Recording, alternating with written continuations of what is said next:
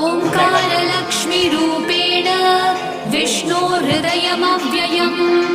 विष्णुमानन्दमध्यस्थम् ह्रीङ्कारबीजरूपिणी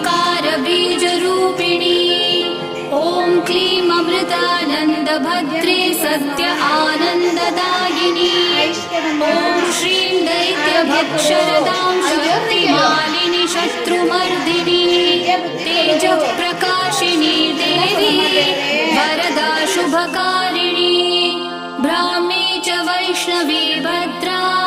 कालिका रक्तशाम्भवी आकार ब्रह्मरूपेण ओंकारं विष्णुमव्ययम् सिद्धिलक्ष्मी परालक्ष्मी लक्ष्म्यलक्ष्मी नमोऽस्तुते सूर्यकोटिप्रतीकाशं चन्द्रकोटिसमप्रभं तन्म